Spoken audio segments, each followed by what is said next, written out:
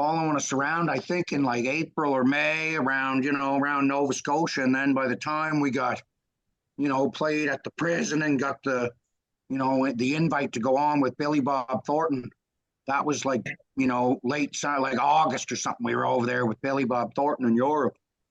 Yeah. Yeah, so I had the pleasure of interviewing Billy Bob a couple months ago, and he didn't mention this film. Is that an insulting kind of thing, or have the fences been mended since this film has been finished? No, I don't think it would have been on purpose. I think he was probably drunk when you were talking to him, and it probably just slipped his mind. Plus, You know? Bubs, he was doing like 125 interviews a day for Landman. So like, he's a Yeah. great guy. No, and He's he's a a heavy drinker too, right? So he probably slipped his mind. He was probably on the liquor doing his interview. yeah, that's a possibility. Now I know that. Well, Ricky, Julian, a pleasure to be speaking with you both as well. Ricky, well. how far do your rock and roll roots go? Do you remember the first concert that you ever saw? I do. It was the Laser guys. The Laser guys. That the late Triumph. Yeah, Triumph. Yeah, that was Triumph. awesome. Okay, now interesting. You like Triumph and you like Rush. So are Canadian that's power okay. trios your thing? I guess accidentally. I and don't know. the tragically hip. Yeah, they're not a trio, but But I do like them trios a are lot. awesome. How many's in Helix? Helix, it changes all the time. Well, we figured out Triumph is music for what was it? Bubbles, stoners, or drunks, and Drinkers. Drinkers listen to Triumph, and stone people listen to Rush. Yeah, That's a good way of putting it, that is buddy. a good way to put it. I thought they listened to Pink Floyd. Who? We're talking about Canadian bands, you dubby. Oh, okay. Well, it's been fantastic to watch your show over the years to see the level of stars that are drawn to the Trailer Park Boys. And of course, Alex Lifeson, Sebastian Bach, etc. are part of that. Are there any rockers that you were still Bubbles hoping that you're going to meet one day? Oh, absolutely. I mean, I just like meeting, I like meeting musicians. We've met a ton of them over the years, me and Ricky and Julian. Yep. But there's always more, that I'd like to meet. He's got an I'd like to obsession play and- shows with them too. What? Bob, you've got an obsession and a crush on Paul McCartney. Let's just get that out there. Yep. Yes, I do. I do. I got to meet him too. Got to meet Paul McCartney. But not for long enough, because you say you want to hang out with him for an entire night. That's like stalking, basically, Bobs. No, I didn't say I would hang out with him against his will. Okay. I said I would like to. If he wanted to, I would. You I'm have not been just gonna stalking hang him, out. Bobs, for years. For What? years. You've been stalking him for years, bud. No, I haven't. And you're a Swiftie. You haven't met her yet. I am a Swiftie. I'm a Swiftie. I'm proud of it. And you're a believer. I'm a believer. I like Justin Bieber. I'd like to meet Madonna. Well, let me throw a question here to Randy because I've been ignoring Randy this whole time. Okay, yeah, we're you're used smart. to it. Well, the first time I had the pleasure of seeing Randy, he was kind of running things at the park. And now we see, all these years later, he's certified road crew. So, Randy, when I say, what do you do for a living? Do you have an easy way of describing your job title? I'm a multitasker, and I like a challenge. So I'm very good at management, and I'm good at cooking. I make a really good dirty burger, and now I have extremely exquisite roadie skills. Yes, Exquisite. And he's a male prostitute. You forgot about that one on your resume, Randy. Shoot. It's not a multitasker. Multi-dick. Yeah. Whoa. I saw Ricky shaking his head when you were saying the dirty burger. Does that mean you do not like his cooking? I think I make a better burger. You don't make a better burger. You grow better dough. I don't know. You got to get your smash burger fixed up. I mean, you are known for your chicken fingers. So can you agree that you make the best chicken fingers of anybody in this conversation? I do now. After that 2 years with that craziness, whatever it was called, I became a pretty good cook. In fact, I got a cooking show coming out. Unfortunately, this dick's going to be a part of it. It's our show. Yeah, it's going to be on trailerparkboys.com. Everybody subscribe. Well, Julian, throwing it to you here. All right. You were very much the focal point of that first season we saw you agreeing to do reality TV. Were you thinking long term that you knew that 20 years later you'd still be on television, the star of a show like that? The problem is, I thought I was going to die back then. I thought I had like maybe a year to live. So my thoughts of the whole documentary crew is to get them to come follow us around and show people that they can learn from us. And you can. I've never given up. I'm still going to retire hopefully this year. Bubbles, the same question I can't speak today. The same question goes to you, Bubbles. 20 years ago, did you still think you'd be a reality TV star? Not only that, but a movie star? No, I mean, I thought, Julian basically he was showing off, wanting the cameras to follow him. And Yeah. all me and Ricky said, well, if we can, we'll let you point the cameras at us, but we want, Ricky wanted free cigarettes and I wanted cat food. And that's, I thought I'd be on the TV maybe one time and I'd get a case of cat food or whatever. And then here we are, 20, almost 25 years later, movie coming out.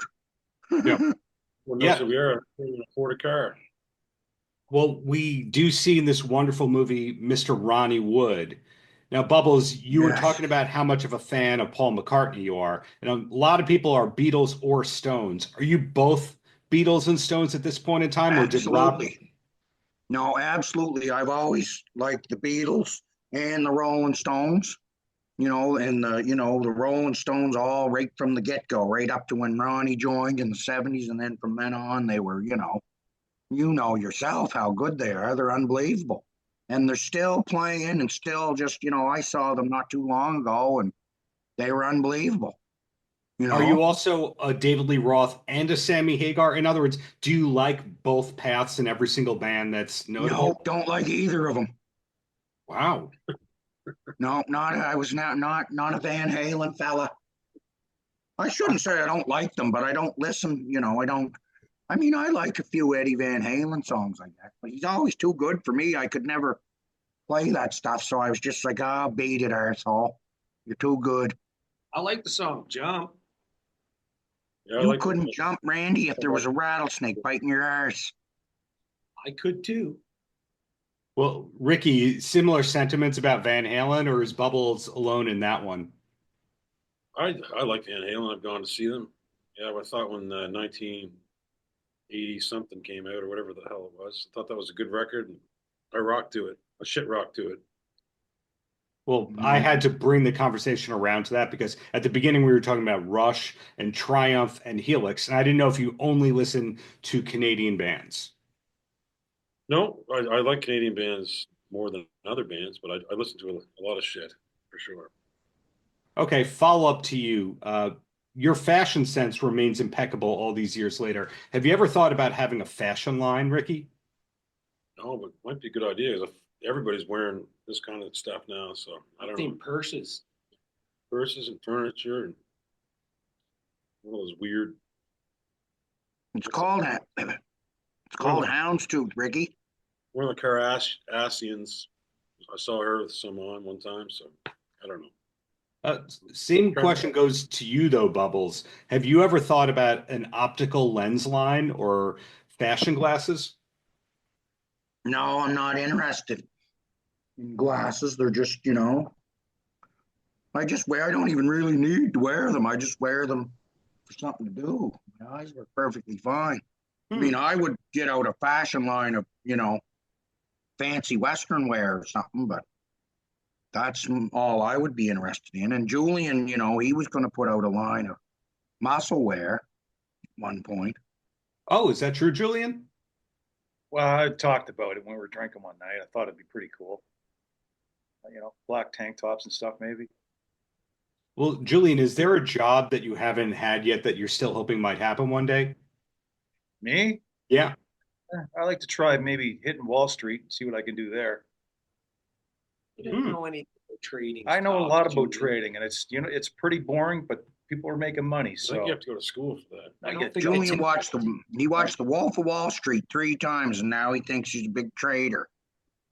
well, I Well, I just got to think- make money to actually trade with, Bubs, and you'll see what I can do. I think community college did wonders for you. Who? You, Julian. I didn't go to community college, man.